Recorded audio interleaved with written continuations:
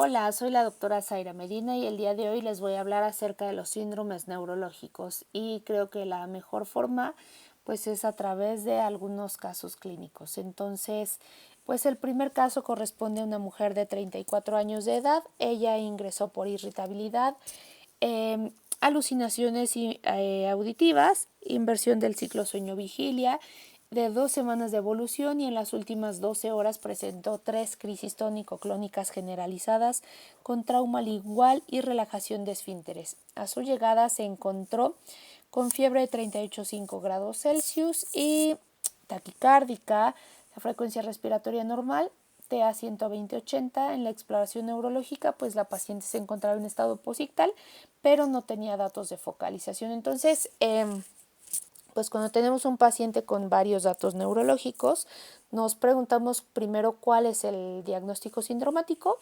Y bueno, pues esta paciente podemos decir que tiene síndrome febril, tiene síndrome convulsivo de inicio tardío y ahorita vamos a retomar este síndrome y podríamos decir que tiene alteración aguda de funciones mentales.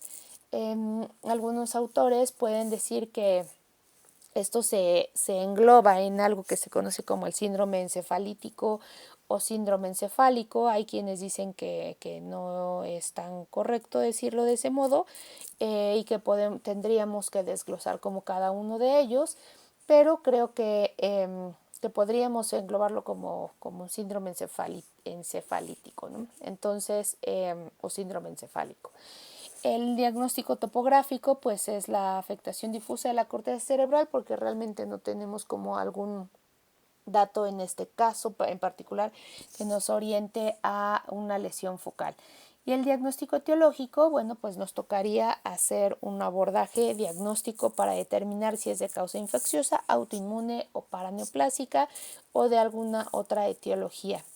Entonces, quiero hacer un breve comentario sobre el término encefalitis, que es finalmente lo que tiene la paciente, que el término denota un proceso inflamatorio grave en el parénquima cerebral con múltiples causas posibles y diagnósticos diferenciales. Entonces, se desarrolla como un síndrome neurológico devastador compatible con encefalopatía rápidamente progresiva, usualmente en menos de 6 semanas, cuya etiología más común es infecciosa. La causa más común es virus herpes simple tipo 1, aunque hay otras causas, incluyendo pues las autoinmunes. Y ahorita no se angustien mucho, no se confundan. Ahorita vamos a desglosar un poco más algunos términos. Entonces, vamos a hablar un poco acerca del segundo síndrome a través de este caso. Es un hombre de 19 años, es traído a consulta por crisis epilépticas, comenzó hace 2 meses y se refieren con aura manifestada por sensación epigástrica ascendente, tiene desconexión con el medio y después versión oculocefálica a la derecha con postura distónica de miembro torácico ipsilateral, seguido de movimientos tónicos generalizados, trauma lingual y relajación de esfínteres. Duran 2 minutos, tiene posictal caracterizado por amnesia del evento, somnolencia y cefalea. ¿Cuál es el diagnóstico sindromático? Bueno, pues el diagnóstico sindromático pues se queda como síndrome convulsivo de inicio tardío. Podríamos decir que tiene localización en el lóbulo temporal. Y el diagnóstico etiológico, dentro de las causas más comunes está la esclerosis mesial temporal, pero tendríamos que descartar algunas otras causas como infecciones, trauma, lesiones vasculares, etcétera, etcétera, ¿no? Entonces ahí tendríamos que hacer nuestro abordaje a través de los estudios de neuroimagen para determinar cuál es la causa de la epilepsia en este paciente y obviamente conocer también sus antecedentes, ¿no? Entonces, ¿por qué el lóbulo temporal? Bueno, pues porque sabemos ya de antemano que el lóbulo temporal es el sitio más común que origina el tipo de crisis que yo les describí. Y para esto me voy a tomar la libertad de hablarles un poco acerca de qué hacemos con un paciente que viene por primera vez con una crisis epiléptica y cómo definimos las crisis epilépticas. La ILAE, que es la Liga Internacional de la Lucha contra la Epilepsia, define las crisis epilépticas y nótese que no es muy adecuado el término convulsivo, aunque el síndrome como tal se sigue considerando como síndrome convulsivo y no quisiera que esto les cause conflicto ni confusión. Pero bueno, así está hecha la semiología neurológica, porque pues la semiología se hizo hace muchos años y esta clasificación se actualizó en 2017, ¿no? Pero las crisis epilépticas se definen como la aparición transitoria de signos y o síntomas debidos a una actividad neuronal excesiva o sincrónica en el cerebro. Entonces siempre el paso 1 es determinar si un evento tiene las características de una crisis epiléptica y no corresponde al diagnóstico diferencial como síncope, migraña con aura, ataque isquémico transitorio, etc. Si es realmente la primera crisis, es decir, si nunca antes ha tenido la crisis, pues hay que ver si es una crisis provocada o no es una crisis provocada. Entonces, si es una crisis provocada por algo potencialmente reversible como la hipoglucemia, la hiponatremia o en el contexto de un insulto cerebral agudo como trauma craneoencefálico, evento vascular cerebral, etcétera, bueno, pues se considera que no es momento de establecer el diagnóstico de epilepsia. Pero si es una crisis no provocada, entonces tendríamos que hacer como un abordaje importante, porque la principal pregunta o la siguiente pregunta sería saber si el paciente tiene o no epilepsia, ¿no? Y para esto debemos de definir qué tipo de crisis presentó el paciente. Entonces, para eso la Liga Internacional de la Lucha contra Epilepsia definió una clasificación operacional. Y algunos aspectos importantes es que hay como tres tipos de crisis: focal, de inicio focal, de inicio generalizado y de inicio desconocido. Entonces vamos a empezar con las crisis de inicio focal, antes llamadas parciales, que es cuando el paciente identifica un fenómeno de aura o aviso, que es el que corresponde al caso que les presenté. Y estos síntomas pueden ser autonómicos, olfativos, visuales o incluso motores. Y por eso se clasifican como de inicio motor o no motor. Y a su vez, las crisis de inicio generalizado también se clasifican como de inicio motor o de inicio no motor. Y nótese que las crisis de inicio no motor son las crisis de ausencia y que no son lo mismo que las crisis focales con alteración de la conciencia, que antes se llamaban crisis parciales complejas. Entonces, vamos a ver primero a las crisis focales. A las crisis focales se les establecen tres características. Primero, el estado de conciencia, que puede ser alterado y que sustituye al término parcial complejo. Y después el inicio de las crisis, que puede ser motor o no motor, y finalmente la evolución. La evolución puede ser que se queden solamente como crisis focales, o bien que tengan progresión atónico-clónica bilateral o atónica bilateral, ¿de acuerdo? Que anteriormente se llamaban con generalización secundaria.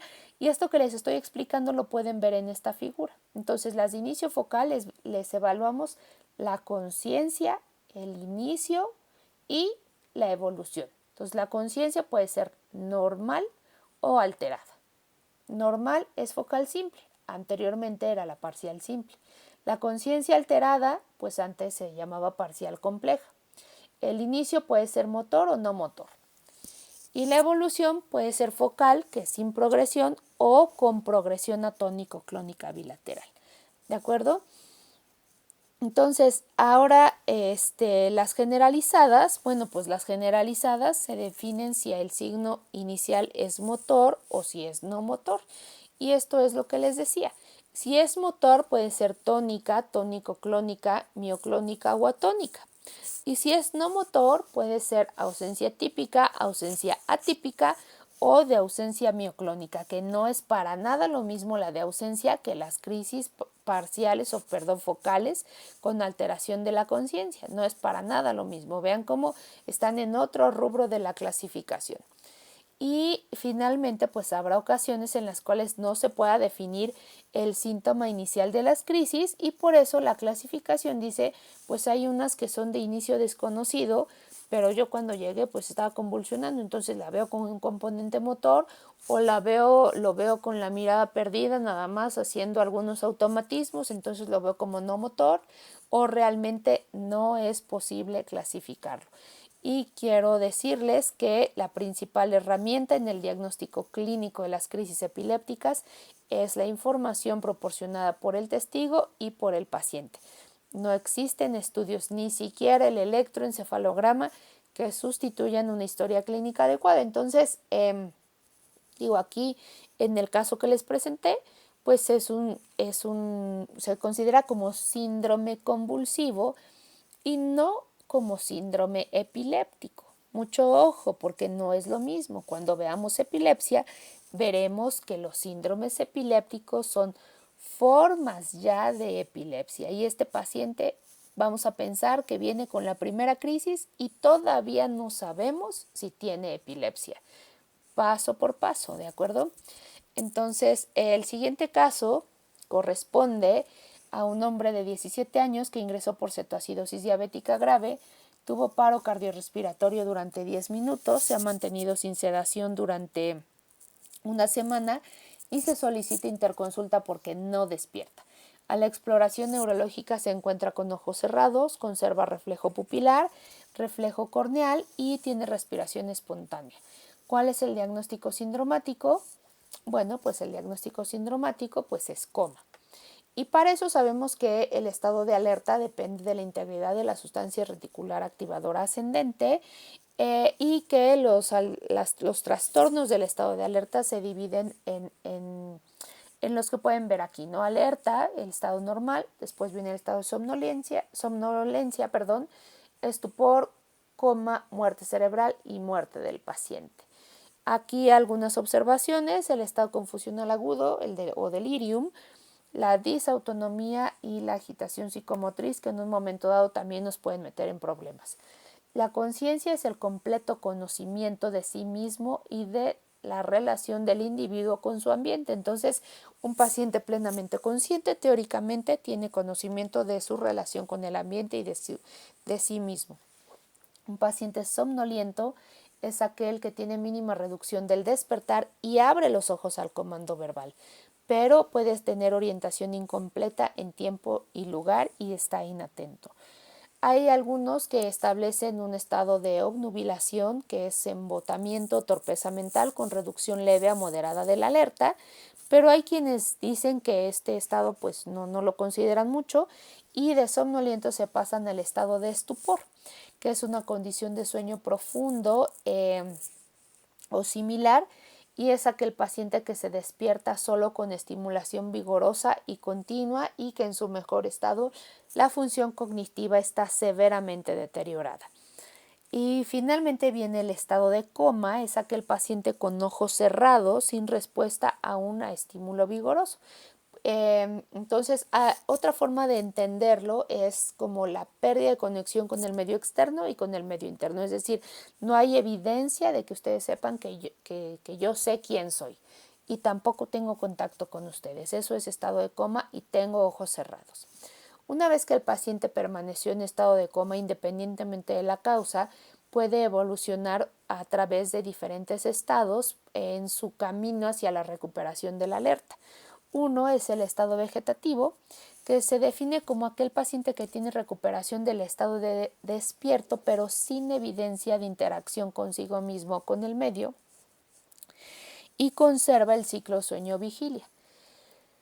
Luego viene el estado mínimo de conciencia, que es la conciencia severamente disminuida, con evidencia mínima de comportamiento consigo mismo y del medio. Es decir, es un paciente que puede fijar la mirada, puede seguir al examinador, puede quizás rascarse, tener algunos movimientos propositivos, a veces incluso tomar algún objeto, pero no emite lenguaje y no hay nada más allá de esto. Y si la causa del coma no se resuelve o el insulto fue severamente, o el cerebro fue severamente dañado, pues ni siquiera puede llegar a tener recuperación de ninguna función. El paciente puede tener muerte encefálica, ¿no? Que se define como la pérdida irreversible de todas las funciones del encéfalo.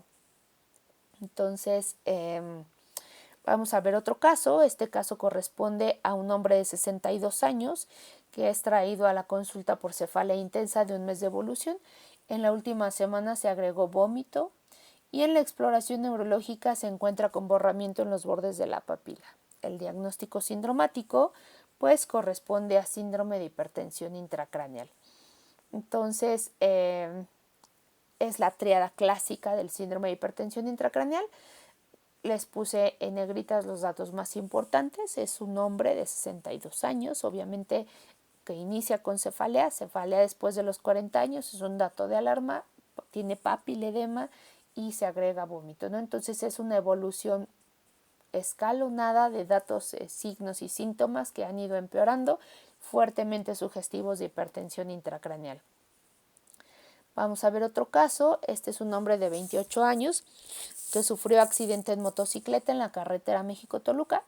Es traído a urgencias por trauma craneoencefálico. A su ingreso con Glasgow de 8 por el puntaje que ven ahí, motor 4, verbal 2, ocular 2. Súbitamente usted detecta que tiene anisocoria por midriasis del ojo derecho con respuesta plantar extensora izquierda. ¿Cuál es el diagnóstico más probable? Bueno, pues me voy a adelantar un poco, voy a hacer un poco de trampa y les voy a poner el estudio de neuroimagen. Es una tomografía simple de cráneo en cortes axiales, en la cual pueden ustedes observar una lesión extraaxial parietotemporal del lado derecho, con aspecto de lente biconvexa que corresponde a un hematoma epidural y que condiciona un efecto de masa o que causa desplazamiento de las estructuras de la línea media y que tiene esta herniación subfalcina que se ve en la imagen del lado izquierdo y herniación uncal, por supuesto, en la imagen en la que ustedes ven la órbita. Entonces, el diagnóstico correcto de nuestro paciente pues es un síndrome de deterioro rostrocaudal y vamos a revisar rápidamente las fases. El síndrome de deterioro rostrocaudal es un síndrome clínico, meramente clínico, descrito en la herniación uncal y comparte algunas fases con el síndrome de herniación central. La primera fase del deterioro rostrocaudal de la herniación uncal corresponde a una fase del tercer nervio craneal, en la cual el paciente aún puede estar alerta, pero tiene comportamiento aberrante.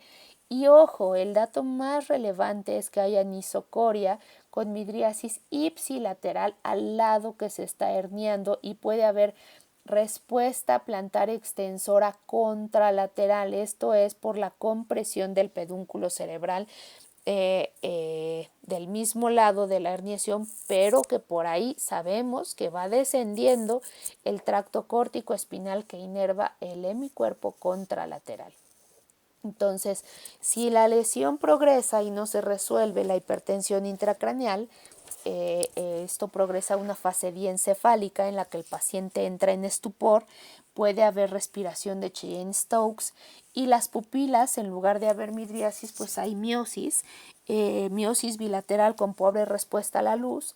La respuesta plantar extensora o signo de Babinski se presenta de forma bilateral y hay decorticación, hay esta rigidez de decorticación o flexión anormal de decorticación en la fase diencefálica y posteriormente en la fase mesencefálica el paciente entra en coma, es cuando hay hiperventilación central y ya hay rigidez de descerebración. En la fase pontina y vulvar, lo más característico es la respiración apnéustica o atáxica. Las pupilas están fijas y ya no hay respuesta motora. Ya prácticamente las estructuras cerebrales se han perdido y la muerte es casi inminente. Entonces, pues esto es el síndrome de deterioro rostrocaudal, el síndrome es descrito en los síndromes de herniación cerebral. Recordemos que el tratamiento del síndrome de rostrocaudal pues es corregir la causa. Mucho ojo, jóvenes, aunque yo les puse un ejemplo de trauma, el deterioro rostrocaudal es por herniación del uncus por cualquier causa. Si un paciente tiene un tumor que causa hipertensión intracraneal y herniación uncal, va a tener deterioro rostrocaudal. el paciente que tiene herniación uncal tiene hipertensión intracraneal, van como de la mano, pero el paciente con hipertensión intracraneal no necesariamente va a tener rostro caudal. ¿Sí me explico? Entonces, mucho ojo con estos síndromes porque hay otras causas de síndrome de hipertensión intracraneal que no son tan agudas y que podemos ver de manera crónica, ¿de acuerdo? Entonces, esto ya lo explicaremos con más a detalle en las asesorías, pero el síndrome de deterioro rostro-caudal siempre es una emergencia neurológica.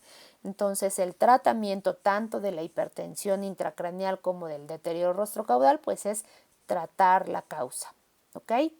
Ahora, siguiente caso, es una mujer de 73 años con 10 años de escolaridad. Inició su padecimiento hace 3 años con olvidos que han ido progresando.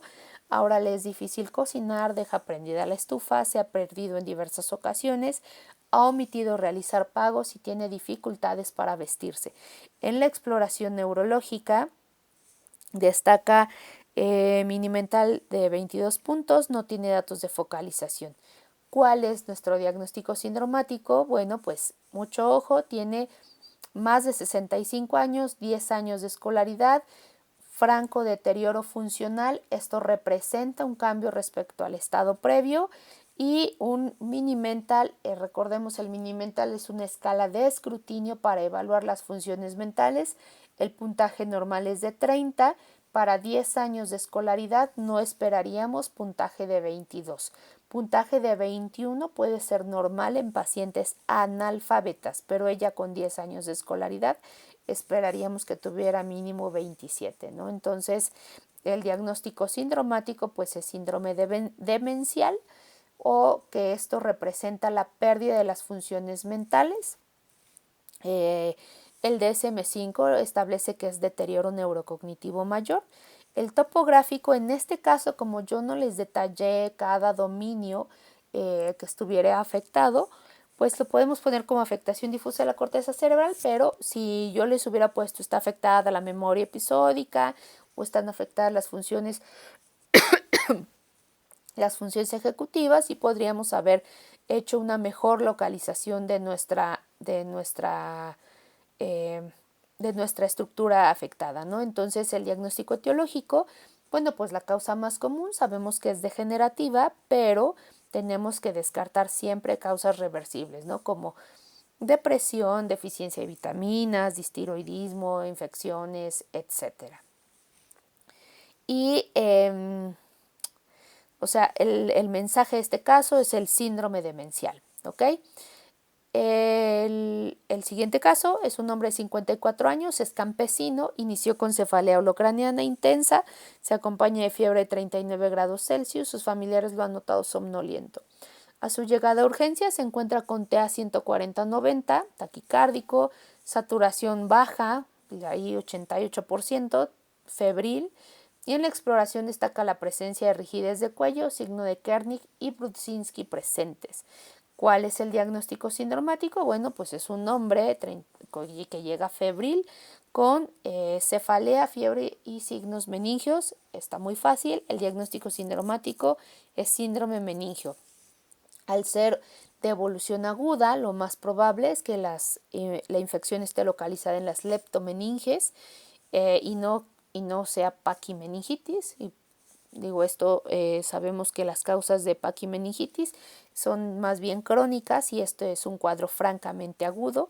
No les puse más datos, pero lo más probable es que sea infeccioso, puede ser etiología viral o bacteriana. Tendríamos que hacer una punción lumbar para orientar un poco más nuestro diagnóstico, ¿no? Sabemos que en la causa, en la meningitis bacteriana aguda, la pleocitosis es mucho más pronunciada, la hipoglucorraquia más grave, a diferencia de lo que sucede en la meningitis viral, que hay meningitis aséptica, ¿no?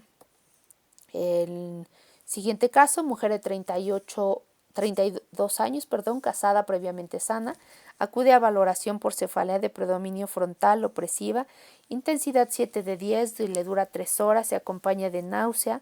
Vamos a pensar que en algunas ocasiones, de náusea en algunas ocasiones, no tiene vómito y digamos que le pasa a diario desde hace un mes. Cede parcialmente con paracetamol. ¿Cuál es el diagnóstico sindromático? Bueno, pues el diagnóstico sindromático pues es el síndrome cefalálgico. Podríamos decir que su localización es extraaxial, posiblemente sea tensional. Entonces, aquí no podríamos decir que hubiese alguna estructura como tal del sistema nervioso afectado. Y el diagnóstico etiológico, siempre en todos los casos de cefalea, debemos pensar si se trata de cefalea primaria, posiblemente tensional como en este caso, o secundaria como vascular, neoplásico, etcétera. Ya lo veremos con más a detalle en su asesoría. Y por mi parte, en este día, eso sería todo. Muchas gracias.